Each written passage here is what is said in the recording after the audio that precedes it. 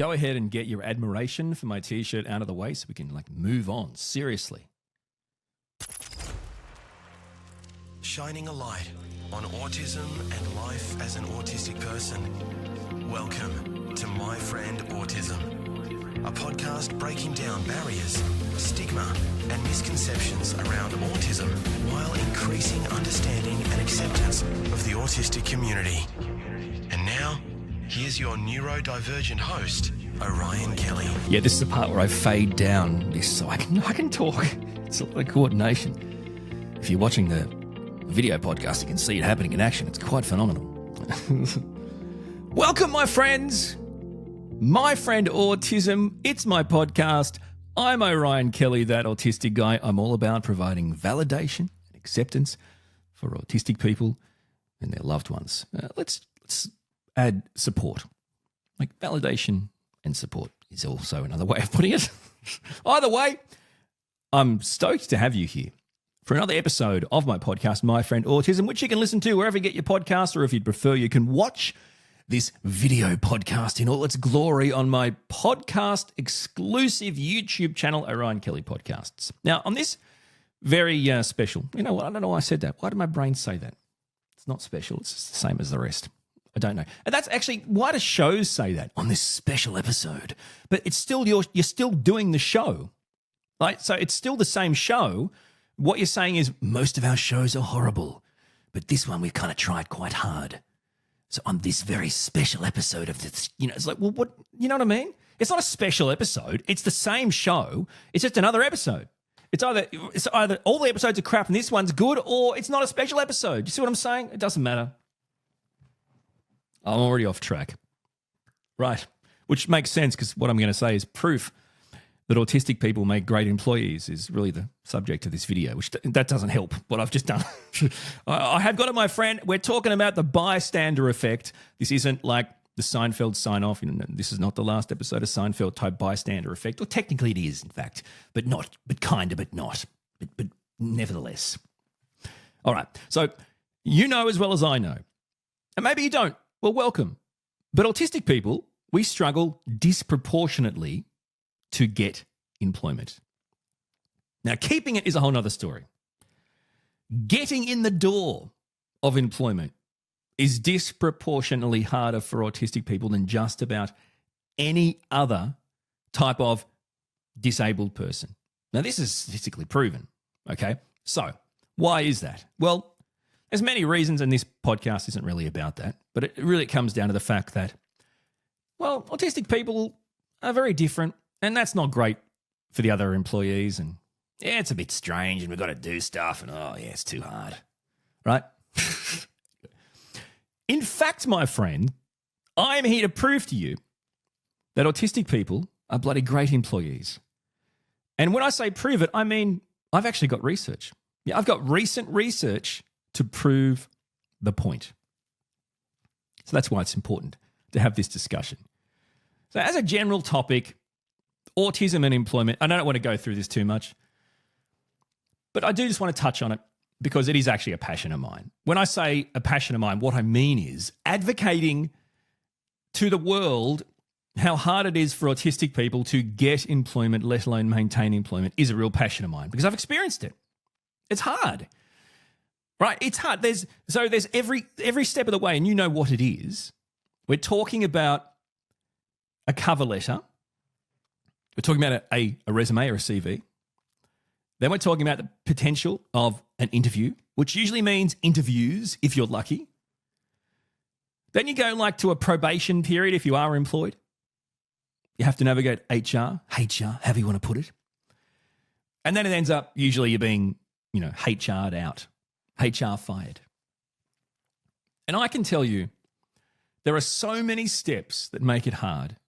And it's just not necessary. And here's the thing. So if autistic people are disproportionately underemployed or unemployed, what kind of resume, CV, job experience do you expect them to have?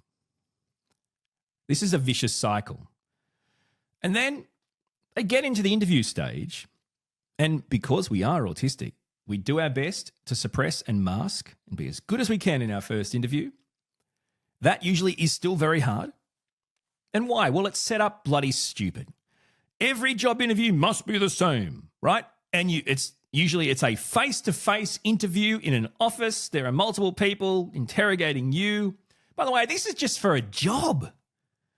You know what I mean? Like, we're not interviewing people to see who gets superpowers to save the world.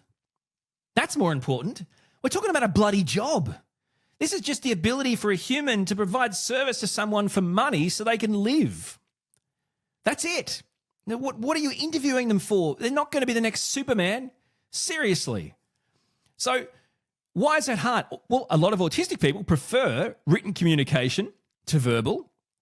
So emails, text messages, computer chat. Some don't mind video messages because they have processing time, not live, but they can watch the message and process it and then reply back. Not many like phone interviews and not many like in-person interviews because as autistic people, our challenges, they're obviously very, very specific to this type of thing. So we've got social interaction, right? We've got communication and all the challenges we have with that. We've got sensory overload or sensory sensitivities, our ability to read people, to understand people, to articulate our thoughts and feelings in a way that's appropriate. Because remember, just because we are a different way, it doesn't mean that it's actually inappropriate. We're different. Of course, the world says, no, we do act differently, and that is inappropriate. So you're never going to get there. I've got second interviews on some jobs, which I thought, wow, that's amazing. I've got a second interview. It's literally like getting a gold medal at the Olympics. I'm not kidding when I say that.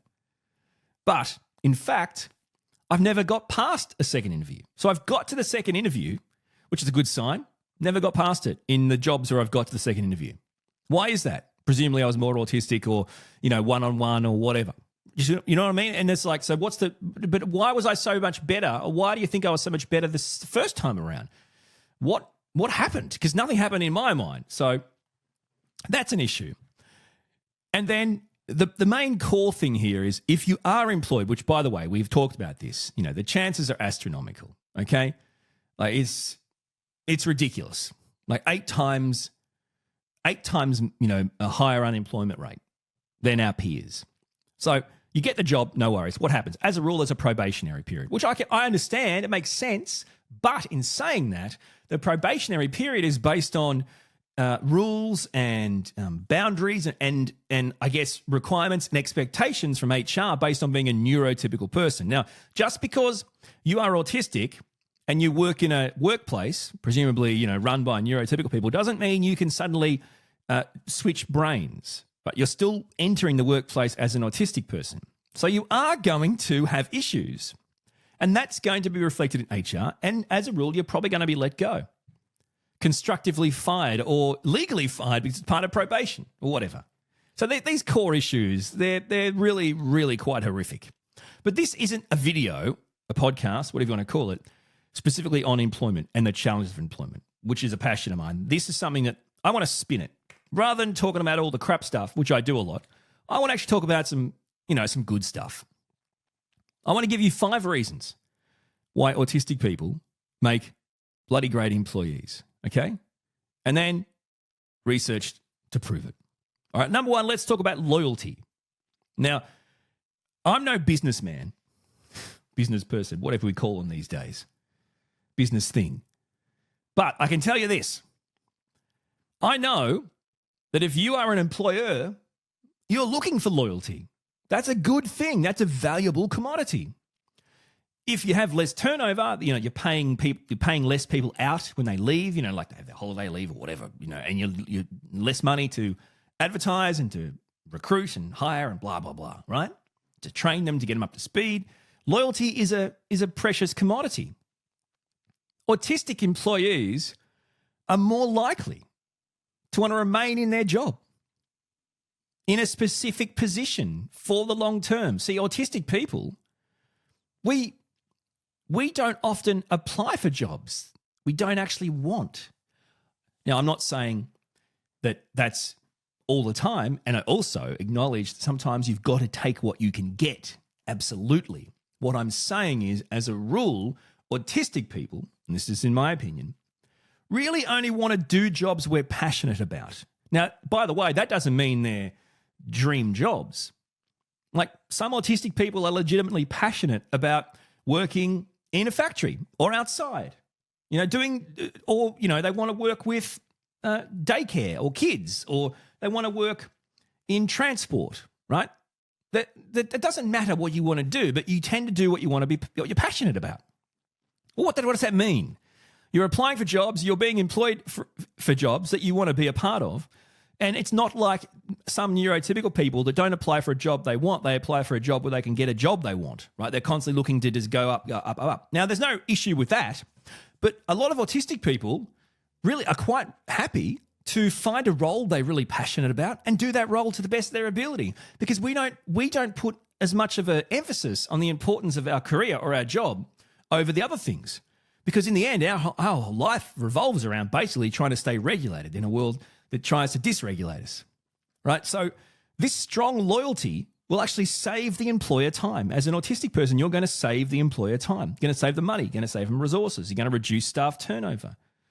That is a positive attribute and a reason why autistic people make great employees. Number 2, honesty. So the first thing you say is, if you ask the person, hey, when it comes to autistic people and, how they interact or, what they say, how would you describe it? And I think there's obviously this kind of widespread belief, myth, whatever you want to call it, that autistic people are just rude or blunt, black and white, concrete, lack empathy. We just, right? It's more for the video podcast people. Now, in reality, that isn't true. Because, see, here's the thing. In life, things are about intentions, right? So this goes all the way up to criminal law, murder, right? I don't know, murder one, whatever you want to call it. You need to intend. There's the mental and the physical elements. You need to intend to commit that crime, that particular crime. Okay, so you need to intend to be rude, intend to be blunt. And for the most part, and it doesn't mean autistic people don't intend this sometimes, because we're human, just like you, we, as a rule, don't intend to be rude or blunt, to hurt your feelings. That it simply isn't our intention. It's not our thought or our feelings go, wow, let's talk to people in a way where they think we're rude and blunt. That's the way our brain processes and conveys our thoughts and feelings, because we're different, right? We have that stronger logical brain. Yes, it is more concrete, rigid, black and white, right or wrong, matter of fact, that's true. But this is an issue. All we're doing as autistic people, in our opinion, so what's our intention?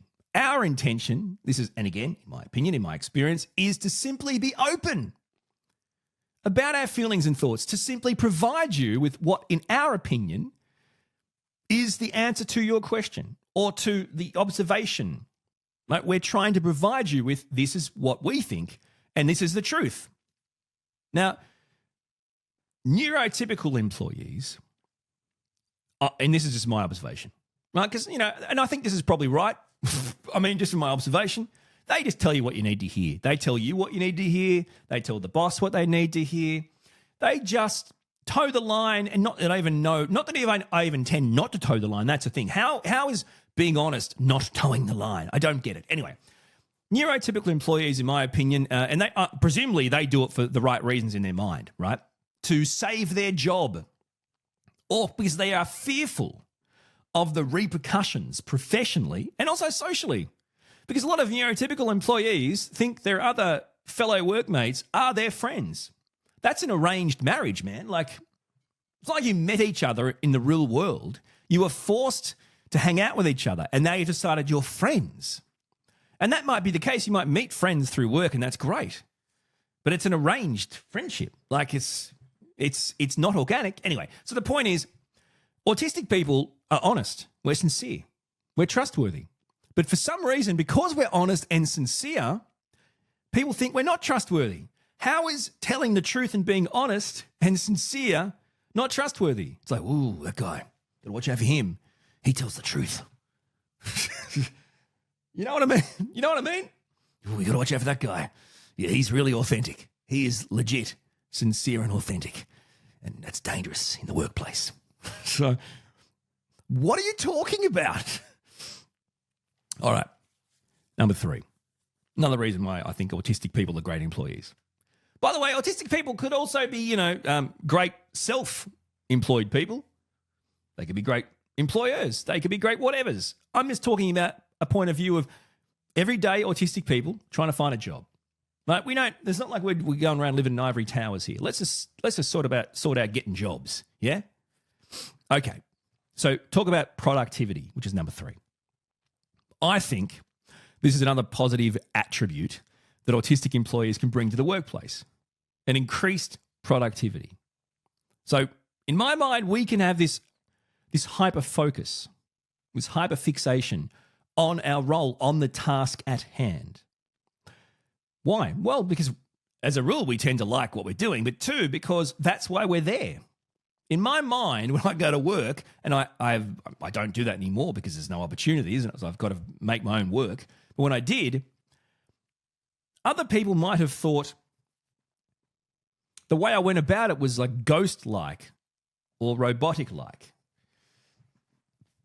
I don't care. I was doing my job. So you employed me to do a job, I'm doing my job to the best of my ability. Does it mean that I did my job quicker and it was more productive? Yeah, probably. Why? I don't see the need, I didn't feel the need for this kind of like social aspect of the workplace. In fact, being an autistic person, I really struggled in the genuine chit-chat. Every time you pass someone, there needs to be some sort of interaction. Well, like the kitchen, the toilet, whatever, wherever it is. Constant meetings and get-togethers. What's the point of this? This makes no sense. So, I personally don't understand the point of view of how modern workplaces seek to be productive in the most unproductive ways. So meetings, right? Bloody meetings. What in the world is it with meetings? You people are obsessed with meetings. Now, let's be clear. Let's make it like a sport thing, yeah? Let's say, your job, your workplace, whatever you do, is a sport, okay? So the only meeting you get is at the halfway point of the game of the day. If it's a sport, at the halfway point of the day, you can have your halftime meeting, yeah? Have your halftime meeting. Or let's say, you want to break it up into quarters, right? So we're talking about like AFL, footy that I love, or basketball or whatever. Fine. So there's halftime or there's quarters, right? But see, the quarters, they're going to be much smaller breaks, but so okay. So these are regular scheduled. Now, here's the thing. You got workplaces that actually have days where there are back-to-back meetings. That's not working, by the way. That's getting together in a room with people to talk about working. Talking about working isn't working, and you think it is. You justify it like it's useful. It's not useful. Useful is letting people do their bloody job. Like, piss off with the meetings. And by the way, you want to have more than a halftime meeting a day. Okay, great. That's fine. Cool. No worries. It's a timeout. Have your little powwow. There's a timer on the clock. Just like, right? Time it, whether it's NFL or basketball or whatever it is. If you want to have, if you want to, and you only get a certain amount every game day, yeah, every game/day, you get your handful, your little timeouts. There's a clock on, and you want to have your special little pop-up meeting. Great, bang, there you go. 3 minutes on the clock. Let's talk. You see what I'm saying? It's ridiculous. It drains the energy of people. It's not even lunchtime, and these poor people are zombies. And then you expect them to do well in their job? This is just the most ridiculous situation. Let people work. Let people do what they're there to do. Let people do what they're good at. Don't stick them in a room and talk them to sleep, right? Like, what we do in the shadows. You know, the Colin, the dude that sucks. He just talks to people and sucks. That's how he gets his vampire energy. But that's what meetings are. They're vampire energy suckers. And all the point of them is how to do your job better. So then how can you do your job better if all you're doing is meeting about doing your job better? God damn it, my rants sometimes come out of nowhere. Welcome back, my friends, and I'm ready to go again. More attributes on why autistic people make great employees. Why am I doing this voice? I don't know. I'm trying to pretend there was a commercial break, and that wasn't me. Don't pay no attention to the rant behind the curtain. This is the great and powerful Oz, Ryan.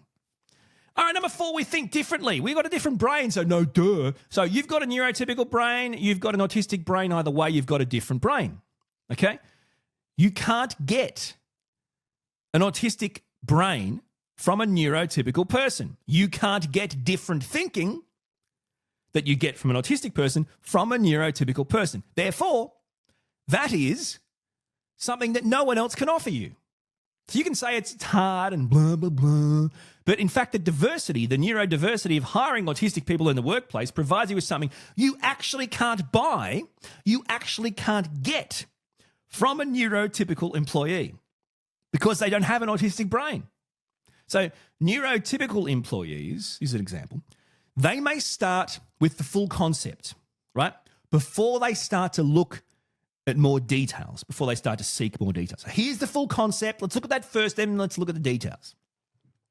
No. Have you ever had a conversation with an autistic person and you're trying to tell them something big and all they do is pepper you with follow-up questions? That's me.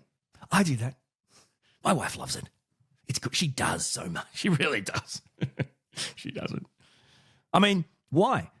Why, Orion? The minutiae, the details. Who cares? Or I don't know all the details, right? Some people actually say that to me. What do you mean you don't know all the details? Then don't bring me this crap, man. Get your details and come back and see me. You know what I mean? See, as autistic people, we need all the details first to understand the full concept. Neurotypical people start with the full concept, look at the details after, if they feel the need. We want all the details. Let's understand all the details. Let's work out all the details. And then there is the full concept. So what does that mean, Orion? That sounds a bit annoying. No.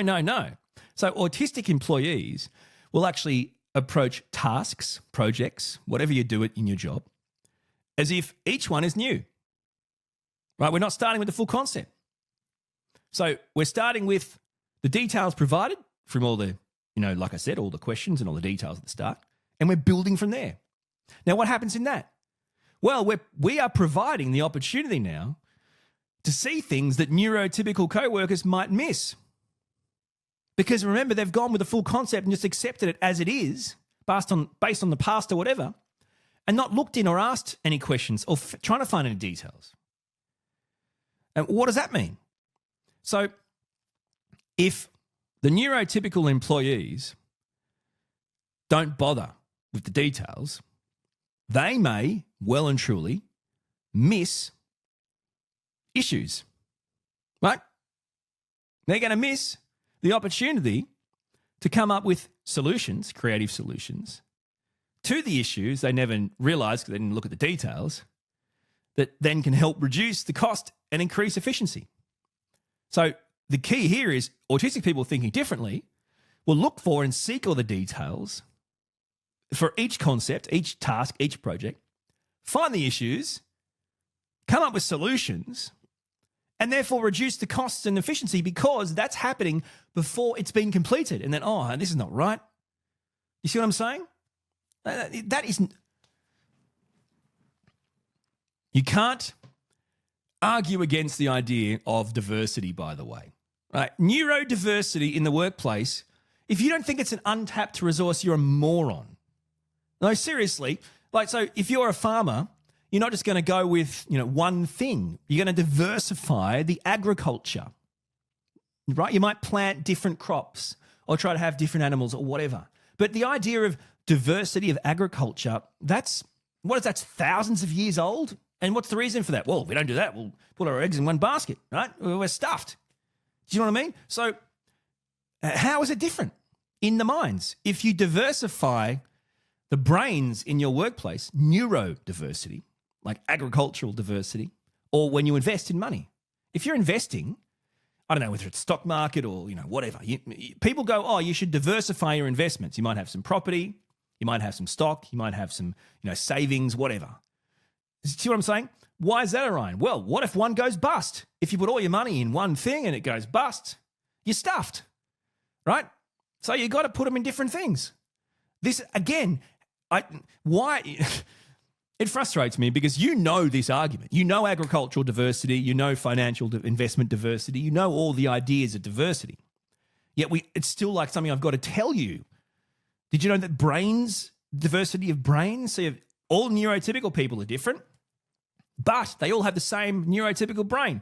Autistic brains are different. Add them in, mix them up. Neurodiverse workplace. This is one of those things that still frustrates me. People get bogged down in, but it's so hard, Orion, and it costs so much money. It's what a load of rubbish. It'll cost you more money to build a ramp, which, by the way, is part of the law. It's built in, right? It's there to protect people that use wheelchairs, right? But there's nothing in there to protect autistic people. And most of the alterations are to people, not things. You just need people to understand autistic people. If they understand them, they won't jump the gun and automatically, say, you are making me feel uncomfortable. You are too honest or rude, or you ask too many questions, or you know what I mean? It's so stupid. Yeah. All right. I'm stoked about the bystander effect stuff. So first I'll explain it and then we'll get to some of the research, because I'm not joking when I say, you will. I really think you'll enjoy this. It's just so interesting, at least to me, but I think you will enjoy it. And you know what? I don't think you will. I know you will. And I offer no refund or anything if you're not fully satisfied, because this is free. Number 5, reduced bystander effect. Let's talk about this. So the bystander effect suggests that people in large groups will avoid taking action in a risky situation as they feel the responsibility will fall to someone else in the group. That makes sense? So the bystander effect basically suggests if you're in a group of people and you can all see, or you see there's something wrong going on, you tend to avoid taking any action in a risky situation that may put you out there because you think someone else in the group will fix it. Does that make sense? Now, how often in a workplace would this happen? I could bring it up, but I could get in trouble. They might take it the wrong way. I mean, I'm sure someone else will find this and bring it up, and then it'll be fine. I'm just going to, I might not send that email or make that call. That would be bad. So it's believed that neurotypical people primarily base their actions on the behavior of others. Okay, so from a scientific point of view, it's believed that neurotypical people primarily base their actions on the behavior of others, but autistic people are actually less likely to feel the social pressure to remain silent if they see practices that are inefficient or dysfunctional in the workplace. Now, let's go through the research because this is bloody phenomenal. It's really interesting. But don't you find that interesting? So think about it too. Clearly, autistic people don't base a lot of their behaviors on the actions of others because, well, number one, it's clear that we often don't know the intentions behind actions. We read things the wrong way. It wouldn't make any sense. It'd be topsy-turvy. And there is this idea of, well, what's the difference? This is what it's, I have a strong sense of right and wrong, moral compass, that kind of stuff. Well, who cares what they think? It's I have to advocate for this issue. I have to fix this issue. Or someone might say, you're the squeaky wheel, right? The squeaky wheel always gets the oil. Have you heard that saying? So obviously I always get called the squeaky wheel. I'm always the one, making the noise or the energy towards something that needs to be fixed, and therefore it gets fixed. And the people that, don't open their mouth, just, bitch and moan that their stuff never gets fixed while they sit there with their mouth shut. You pathetic cowards. That's too far. Too far. I've gone too far. All right, look, listen to this, man. I apologize if you're not a human. If you're not a human, if you are living on this earth and you're not what you would class as a human being, then I apologize for saying man. Though, and I'm just going on a rant now because sometimes I get like legit I've had like a woman comment saying don't call me man. Sorry, what are you again? Oh, that's right, a human being. How do you spell human? Oh, that's right. So shut up. God help me, everything's so hard these days. I can't fart without offending someone. But then again, my farts are pretty offensive, so that's fair enough. All right, let's talk about this study. So the study, off track. The study is titled Organizational Benefits of Neurodiversity, Preliminary Findings on Autism and the Bystander Effect. Okay, it was published in August 2023. It explored this very effect on autistic people. The research examined whether autistic employees are more likely to report issues or concerns in an organization's systems and practices that are inefficient or dysfunctional. So, did you get that? The research looked into whether autistic employees specifically are more likely to report issues in the workplace around practices that are just crap, inefficient, dysfunctional. According to the bystander effect, when witnessing situations that are inappropriate or harmful, the likelihood of intervening and its promptness decreases with increasing group size. Now, I'm reading this verbatim from the study. Isn't that fascinating, by the way? This principle of social inhibition has three main mechanisms to explain this phenomenon. Okay, so the phenomenon that when witnessing situations that are inappropriate or harmful, the likelihood of you intervening and the promptness decreases with the increasing group size. Isn't that astounding? Okay, so some of the mechanisms that explain this. Number one, diffusion of personal responsibility, meaning believing someone else will intervene. That's one of the reasons why the bystander effect exists. You just simply think, well, someone else will intervene. Number two, the group influence. So again, as we talked about neurotypical people, relying on others and their reactions to this situation to recognize the need for help. So the perception that other witnesses do not appear to be worried. So you've seen something, you know it's not right, it's inappropriate or harmful. That's what you feel. There's a big group of people, someone's going to sort it out, I don't have to do it. But then a lot of the group don't seem worried. Now, in your mind, you're horrified by this, but you don't know what to do, so you don't do anything. As an autistic person, this is not my experience. I don't give a crap what your reaction is. If I'm horrified by something, if I think it's wrong, inappropriate, harmful, I'm acting. It's as simple as that. But anyway, this is the main mechanisms that usually happens. Number three, evaluation apprehension. What's that, Orion? Okay, so prevailing social norms about exercising voice. So a lack of confidence in one's competence to intervene. A fear of being negatively judged by others if they misinterpret the situation and there's no need for help. So the evaluation apprehension, it's just you basically second-guessing yourself based on other things that have happened. There's a big group. They don't seem worried. Now, if I do speak up, what's going to happen? What if no one agrees and they think I'm an idiot? What if I just, in fact, I am an idiot. This is not my thing. I shouldn't be intervening here. They're the three mechanisms. Isn't that fascinating? I think, anyway, yes, no? Put it in the comments so I want to know. I want you to tell me in the comments at least if you think this is kind of interesting, fascinating research. So the study, and this is my favourite part here, the study found that compared with neurotypical employees, autistic employees are, one, more likely to indicate they would identify and report inefficient processes and dysfunctional practices in the organisation when they witness them. If they see them, they're going to speak up. This is an actual proper research study done with autistic employees. Number two, they are less likely to report they were influenced by the presence of other bystanders when deciding whether they would intervene when they witness the instances of inefficient processes or dysfunctional practices. Isn't that interesting? Oh, yes, there's other people around. No, that really has no influence on me. What's the difference? Yeah.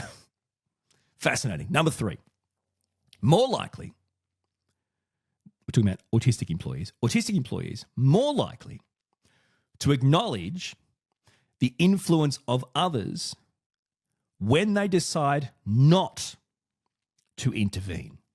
That's a fascinating one. So we're less likely to report we're influenced by the presence of other bystanders deciding if we want to intervene, right? But we're also more likely to actually acknowledge the influence of others when they decide not to intervene. In other words, as a rule, we're not factoring in influence of others, but if we feel we're put under duress to not speak up, right? Now, this could be managerial bullying, workplace bullying. If we feel like someone specifically has put pressure or duress on us to not speak up, maybe that's because we have a reputation, we'll tell people. Now listen, there's an issue here. I'm going to tell you it. By the way, Jim here, he's come in again. He's told me not to say this, but I'm going to say it anyway. Isn't that fascinating? And autistic employees, number 4, are less likely to formulate elaborate, abstract explanations for their decisions to intervene when there are a large number of bystanders present. Example, right, so something's going down, there's a heap of work mates around, colleagues, whatever. People start to come up with like elaborate reasons, right? Well, they might not want to do this. What is the difference? Here's the reason: because it's wrong. Because that's crap. That's my reason, right? There's no elaborate abstract explanations for why really it's all about helping Jim, you know. I just think if we do this, Jim's life will be better. And it's like, I've seen he's struggling. No, this is crap. We can fix it. Let's fix it. And number 5, autistic employees are more likely to acknowledge the influence of others on their decisions to intervene when they report higher levels of camouflaging. Now, that one is deep. Okay, so autistic people mask, camouflage, suppress our true autistic self in social and workplace situations. Why? To simply fit in, to blend in, because we don't. So anything we can do to try and blend in, to try and cling on to friendships and jobs, we'll do. But of course, you can't do that all the time. And workplaces should reward that for not happening. The point is, when we are in periods of high masking, high camouflaging, we're more likely to acknowledge the influence of others on our decisions to intervene. So in trying to be neurotypical, we are actually almost achieving a neurotypical result. So what are you saying, Orion? Employers, if you think it's better for your job, your workplace, to kind of subtly enforce autistic people try to be as neurotypical as they can to keep everyone happy, in fact, that's going to end up in a worse result. You see what I'm saying? So, in fact, empowering them will help you. Forcing them to be as neurotypical as they can because you think that's a bigger win for the workplace actually is a bigger loss. So take that, mate.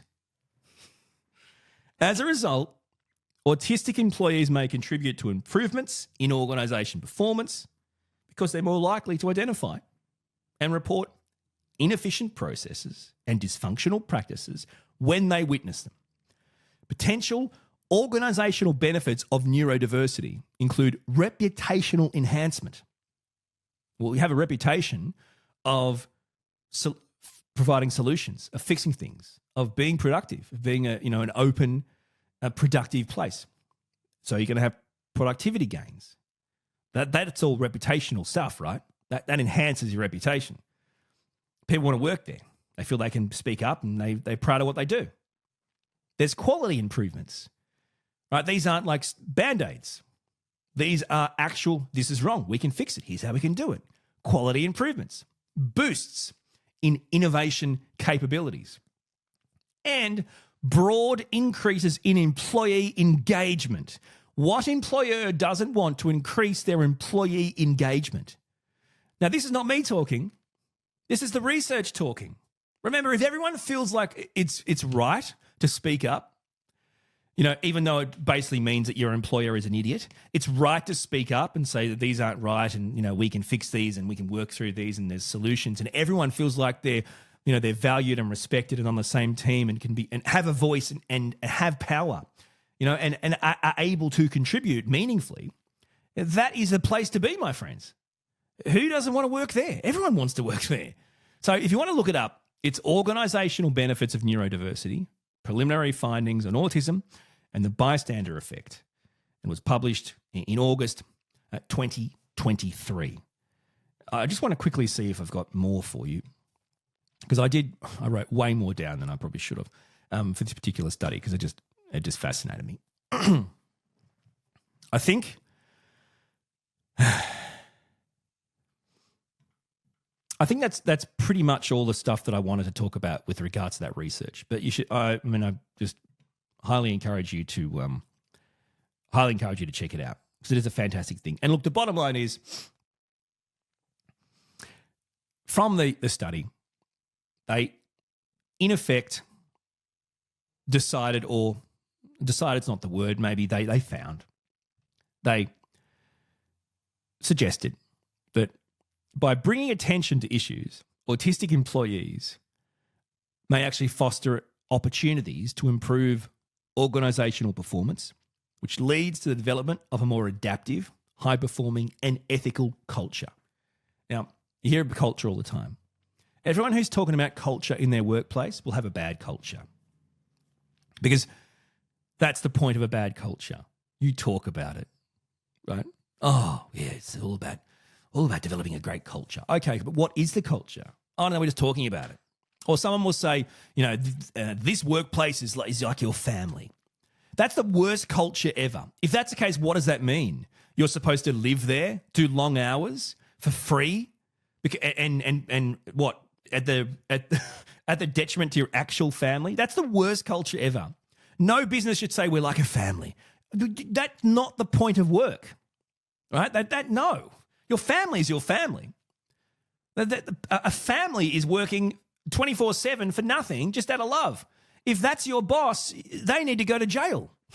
Anyway, so yeah, this is an actual win for culture. Results indicate too that autistic employees may be less susceptible to the bystander effect than non-autistic employees. What a great way to finish. That is the bystander effect, my friends. Tell me that wasn't bloody fascinating. My Friend Autism with Orion Kelly. Catch up on all the episodes at orionkelly.com.au. Well, we have done it again. Don't forget, my friends, if you want to listen to it. If you want to watch it, you can watch it on my dedicated YouTube podcast channel, Orion Kelly Podcasts, where you can catch up and binge on all the other episodes. I do appreciate you being here. Thank you so much for sharing this and getting the word out, my friends. We're here to validate and support autistic people and their loved ones. Until my next podcast, thank you for listening, watching, whatever, not complaining. See ya. You've been listening to My Friend Autism with Orion Kelly. To join the conversation, get in touch with Orion and binge all the podcasts, blogs and videos, visit orionkelly.com.au.